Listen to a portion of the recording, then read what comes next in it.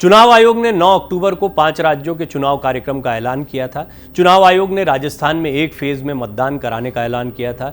बड़ी संख्या में शादी विवाह के कार्यक्रम को देखते हुए आयोग ने मतदान की तारीख में बदलाव कर दिया और अब वोटिंग 23 नवंबर के बजाय 25 नवंबर को होगी। चुनाव आयोग की ओर से मतदान की तारीखों का ऐलान किए जाने के कुछ ही घंटे बाद भारतीय जनता पार्टी ने राजस्थान चुनाव के लिए 41 उम्मीदवारों की पहली सूची जारी कर दी। बीजेपी की इस सूची में जिन 41 उम्मीदवारों के नामों का ऐलान किया गया उनमें 31 नए चेहरे हैं। पार्टी ने 7 सांसदों को भी टिकट दिया है, जिनमें महारानी दिया कुमारी, राज्यवर्धन सिंह राठौड़ के नाम भी शामिल हैं। वहीं टिकट की आस लगाए पूर्व मुख्यमंत्री वसुंधरा राजे के कई समर्थकों को निराशा हाथ लगी है। ऐसे नेताओं को जिनका टिकट पक्का माना जा रहा था उनको निराशा मिली है। बीजेपी की पहली सूची में जिन नेताओं के टिकट कटे हैं उनमें 2 बार की पूर्व मुख्यमंत्री वसुंधरा राजे के समर्थकों की तादाद अधिक बताई जा रही है। इसे लेकर राजस्थान की सियासत में बवाल मच गया है। टिकट कटने से नाराज आधा दर्जन से अधिक नेता या उनके समर्थक जो हैं वो खुलकर विरोध में उतर आए हैं।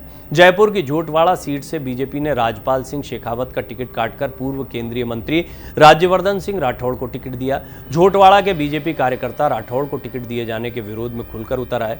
सांचौर सीट से बीजेपी ने सांसद देवजी पटेल को टिकट दिया। देवजी का भी सांचौर में विरोध हो रहा है। खबरों के मुताबिक देवजी पटेल के काफिले में शामिल वाहनों पर पथराव और तोड़फोड़ की घटना भी हुई है। देवजी ने इस घटना के पीछे विरोधियों की साजिश की आशंका जताई है। हालांकि वो विरोधी पार्टी के भीतर के हैं या बाहर के, इसे लेकर बीजेपी सांसद ने कुछ भी नहीं कहा।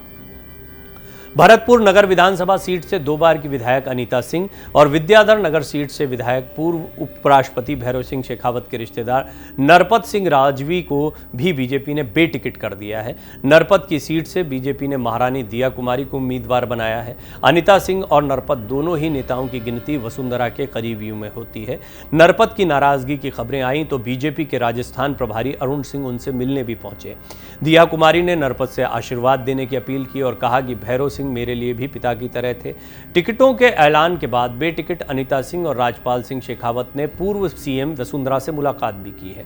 कई अन्य नेताओं के भी वसुंधरा से मुलाकात करने की चर्चा है। अनीता ने बीजेपी नेतृत्व पर सीधा हमला बोलते हुए कहा कि वसुंधरा समर्थक होने की वजह से पार्टी ने मुझे टिकट नहीं दिया। वसुंधरा समर्थकों के टिकट कटने और दिया कुमारी की उम्मीदवारी के बाद अब ये सवाल उठने लगे हैं कि क्या राजस्थान का टिकट बंटवारा वसुंधरा राजे के लिए वाकई झटका है। ये सवाल इसलिए भी उठ रहे हैं क्योंकि बीजेपी पहले ही ये ऐलान कर चुकी है कि पार्टी सूबे में मुख्यमंत्री पद के लिए किसी को चेहरा बनाए बिना मैदान में उतरेगी। प्रधानमंत्री नरेंद्र मोदी खुद भी मंच से ये ऐलान कर चुके हैं कि राजस्थान चुनाव में कमल निशान हमारा नेता होगा। सूबे की सियासत में 1998 के बाद ये पहला मौका है जब बीजेपी बिना किसी चेहरे के सेंट्रल लीडरशिप के चेहरे पर मैदान में उतर रही है। चर्चा तो यहां तक रही है कि वसुंधरा की प्रेशर पॉलिटिक्स वाली इमेज के कारण पार्टी नेतृत्व ने अब सूबे की सियासत में उनसे आगे देखने का मन बना लिया है। दिया कुमारी की दिल्ली में जिस तरह से धाक बढ़ी, राजस्थान में धमक बढ़ी, कहा यह भी जाने लगा कि महारानी का विकल्प महारानी हो सकती हैं। इन कयासों को पार्टी के पोस्टर से गायब वसुंधरा की तस्वीर, धुर विरोधी सतीश पूनिया को प्रदेश अध्यक्ष बनाए जाने के बाद और हवा मिल गई। चुनावी साल में बीजेपी ने प्रदेश अध्यक्ष बदला और पोस्टर्स पर वसुंधरा की वापसी भी हुई। प्रधानमंत्री नरेंद्र मोदी और गृह मंत्री अमित शाह के कार्यक्रमों में वसुंधरा को मंच पर जगह भी मिलने लगी, लेकिन पार्टी ने चुनाव में उनके चेहरे को आगे कर उतरने से परहेज किया। नेतृत्व को लेकर चर्चा शुरू हुई तो वसुंधरा ने परिवर्तन यात्राओं से भी दूरी बना ली। जयपुर पहुंचे बीजेपी अध्यक्ष जेपी नड्डा और अमित शाह ने वसुंधरा के साथ अलग से बैठक की। वसुंधरा के साथ नड्डा शाह की बैठक को महारानी की नाराजगी दूर करने की कोशिश के तौर पर देखा गया और इसके बाद वो एक्टिव मोड में भी नजर आईं। लेकिन अब बीजेपी की पहली सूची में कई समर्थकों के टिकट कट जाने के बाद कहा जा रहा है कि वसुंधरा नाराज हैं। हालांकि वसुंधरा ने सार्वजनिक रूप से इसे लेकर कुछ नहीं कहा है, न नाराजगी ही जाहिर की है। बीजेपी की पहली सूची आने के बाद वसुंधरा राजे ने उन नेताओं को बधाई जरूर दी थी जिनके सूची में नाम है। चुनाव आयोग ने अब राजस्थान में मतदान की तारीख 2 दिन और आगे बढ़ा दी है। राजस्थान में वोटिंग अब 23 की जगह 25 नवंबर को होगी। ऐसे में सवाल ये भी उठ रहे हैं कि जिस तरह से चुनाव आयोग ने शादियों के मुहूर्त को देखते हुए मतदान की तारीख बदल दी, क्या बीजेपी भी पहली सूची में कोई फेरबदल करेगी। हालांकि इसकी संभावनाएं बहुत कम है।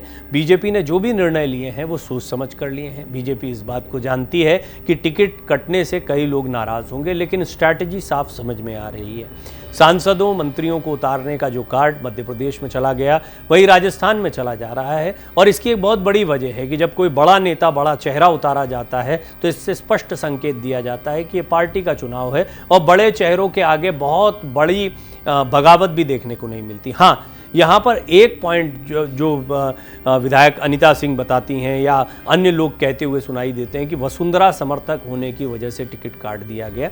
ये एक पॉइंट है। ये कितनी बड़ी दिक्कत बन सकता है ये तो आने वाला समय बताएगा, लेकिन फिलहाल बीजेपी ने इससे भी बचने के लिए वसुंधरा को पूरी तरह भी किनारे नहीं किया। उनको हर जगह तवज्जो दी गई।